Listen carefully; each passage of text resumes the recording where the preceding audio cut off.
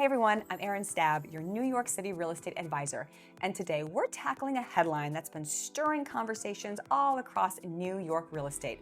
Why is everyone leaving Manhattan? Whether you're a renter rethinking your lease, a buyer exploring your next move, or just curious about how the city's changing, this video is for you. From record-breaking rents to hybrid work reshaping commutes and new housing laws redefining what it means to live in the city, 2026 is rewriting New York's story, or maybe just tweaking it. So settle in and let's break down what's really driving this Manhattan migration and what it means for New Yorkers everywhere. Let's start with the most obvious reason, the cost of staying in Manhattan. After years of steady climbs, Manhattan rents hit record highs in 2025. With median prices right around $4,600 a month and vacancy rates at all-time lows. For that same price, you could rent a larger two-bedroom in Queens, Brooklyn, or even Jersey City, often with outdoor space, in-unit laundry, or a dedicated home office. Even the FAIR Act, which shifted broker fees from tenants to landlords in mid-2025, brought its own challenges. Listings tightened temporarily as landlords adjusted, pushing competition even higher. In the first month after the FAIR Act went into effect, rents jumped up 15%. That increase has since come down a bit, but still, landlords are baking the commission that they now have to pay into the rent. And it's not just renters feeling the pressure. The median non-luxury sale price passed $1,030,000, pricing many first-time buyers out. Older co-ops and walk-ups can't always compete with the newer, amenity-rich buildings across the East River or Hudson. As we enter 2026, the math is clear. The cost of staying in Manhattan keeps rising, while the value of leaving grows more compelling. Next, at number 2, work has changed, and so has commuting. But this shift isn't just about money, it's also about how we live and work. By late 2025, Manhattan's office attendance stabilized around 55 to 60% midweek, confirming that hybrid work is here to stay for many professions. For professionals now commuting only 2 or 3 days a week, trading a small apartment for more space, greenery, and quiet elsewhere suddenly makes sense. Infrastructure upgrades have made those trade-offs even easier. The Grand Central Madison expansion allows Long Island commuters to reach the East Side directly, saving 30 to 40 minutes daily. Now, neighborhoods like Forest Hills, Great Neck, and Bayside will feel closer than ever. When your commute happens 2 or 3 times a week instead of 5, that bright 2-bedroom in Queens or Jersey City starts to look a lot more appealing than a studio in the East Village. Moving on to number 3, transit math. Fares, caps, and congestion. New York's transit system is also getting a full reset in 2026. The MTA's new $3 base fare now includes a weekly Omni cap. So after 12 rides in any 7 consecutive days,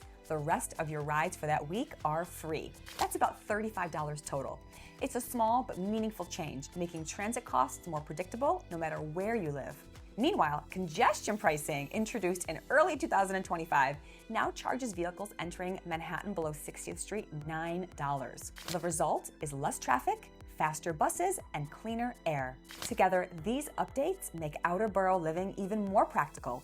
Residents beyond Manhattan get steady transit costs and easier commutes, while car owners in the city face higher expenses. Moving on to number 4, infrastructure expands, and so does opportunity. If you zoom out, you'll notice that New York's biggest growth is now happening outside of Manhattan. At JFK Airport, Terminal 6 opens in early 2026 with modern amenities and smoother layouts, followed by the first phase of the new Terminal 1 later that year. In Midtown, the Port Authority bus terminal is being completely rebuilt for cleaner air and better traffic flow. And beneath the Hudson, the Gateway Tunnel project continues to advance, doubling future train capacity between New York and New Jersey. These massive investments are sparking new energy in Queens, Long Island City, Jersey City, and Harlem, creating vibrant, livable hubs where opportunity feels fresh again. Manhattan remains the heart, but in 2026, the lifeblood of the city flows beyond its borders. Learn more about these projects in my video, Everything New Coming to New York City in 2026. Now on to number 5, policy and building trends. New rules, new homes. Behind the scenes, real estate regulation is quietly transforming where and how New Yorkers live. Starting December 31st in 2025, most new buildings under 7 stories must be all electric with no new gas hookups. larger buildings following by 2029. The result is cleaner, quieter, more efficient homes, especially in the outer boroughs where new construction is booming. Meanwhile, the city's City of Yes for housing opportunity reform is unlocking more flexible housing, from basement apartments to accessory dwelling units and mixed-use developments. This new wave of housing isn't rising in Midtown, it's reshaping Brooklyn, Queens, and the Bronx, where there's still room to innovate and create the sustainable homes today's renters and buyers want. Lastly, at number 6, the new Manhattan movers. Who's leaving and who's staying? So who's actually moving? It's not a mass exodus, it's a migration of priorities. Space-seeking young couples and small families are heading for Bay Ridge, Astoria, or Jersey City, where they can stretch out without breaking their budgets. Hybrid professionals are trading short commutes for long-term savings. Parents are prioritizing schools and green space. Frequent travelers are drawn to Queens for quick access to JFK's new terminals. Yet Manhattan still has its magnetism. Between 2023 and 2024, its population even grew by 1.7%, which is slower than pre-pandemic years, but also show that at the city's core, it remains strong. The story here isn't escape, it's redistribution. New Yorkers are shaping the city around their modern rhythms, not the other way around. All right, it's time for a bonus tip. Navigating New York's 2026 shift. Before you make a move, take your time. Talk to locals, test your commute, calculate your total cost of living, not just rent, but utilities, taxes, parking, and transit. 2026 is a transitional year. Projects are opening in phases, and energy is shifting between boroughs month by month. The smartest buyers are the ones watching these patterns unfold in real time. You might spot an undervalued condo in Forest Hills, a new development in Jersey City, or a brownstone revival in Crown Heights.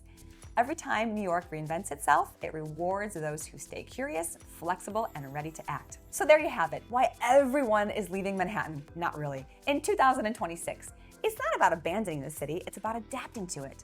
With rising rents, hybrid work, smarter infrastructure, and forward-thinking housing policies, New Yorkers are redefining what it means to live in the boroughs without losing what makes this place special. If you're thinking about buying, selling, or finding your next perfect neighborhood in this era of New York, I would love to help you.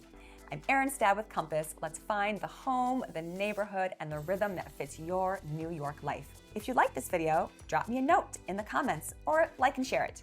Thank you so much for watching, and I'll see you soon.